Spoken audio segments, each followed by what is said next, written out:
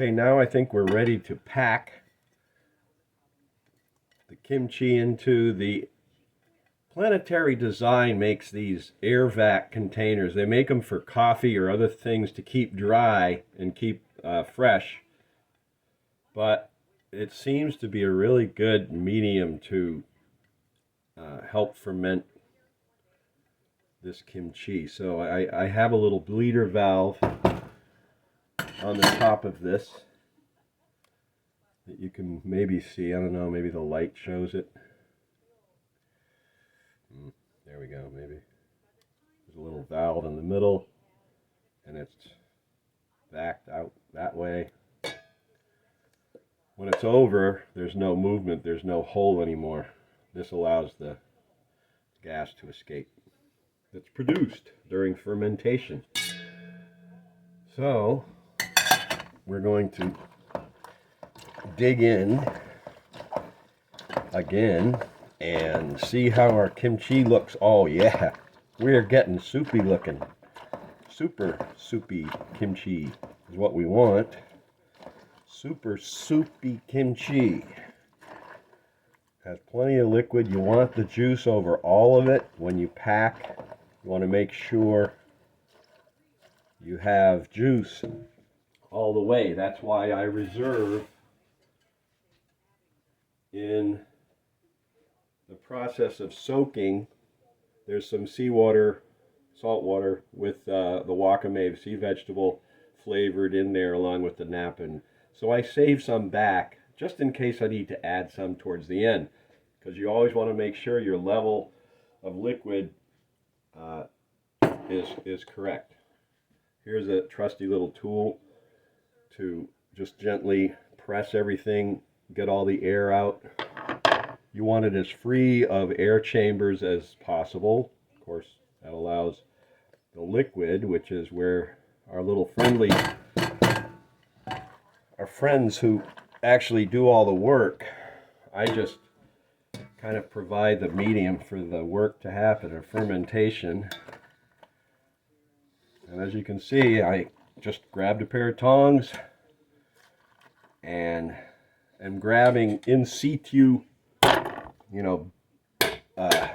handfuls, so to speak, tongfuls, and then using this potato masher just to kind of help convince our friends to settle in for a good week of fermenting. I'll just show you what this looks like. Maybe it should have, there should be liquid percolating up when you push down. You can see liquid forming there. And there'll be a lot more juice once I get a little further down in the batch.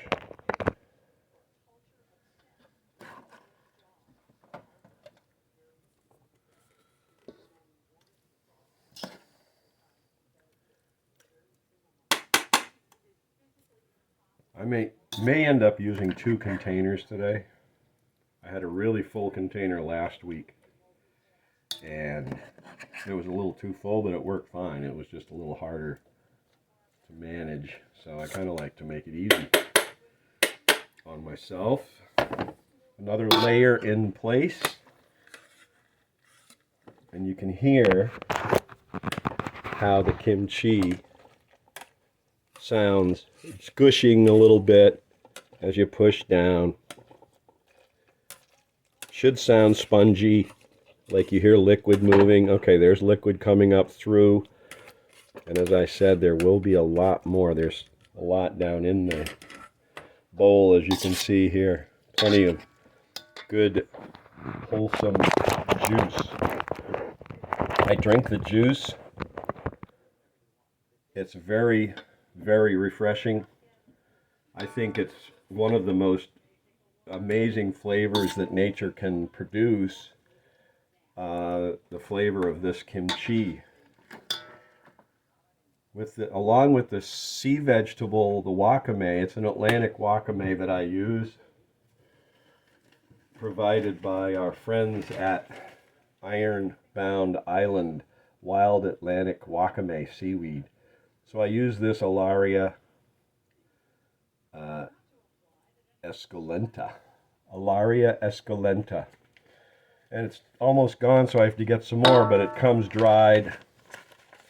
You know, it tells you a little story about it. But these little filaments, and they really, once soaked, they really get very delicate, and they in fact disappear into the liquid. So it kind of it thickens the juice a little bit with a natural seaweed. You know, like carrageenan is what they use to thicken products, food products. But this is just a natural, you know, just a little bit thicker than water. And I think I am going to use that other crock that I have. Well, maybe not. We'll see. Hey.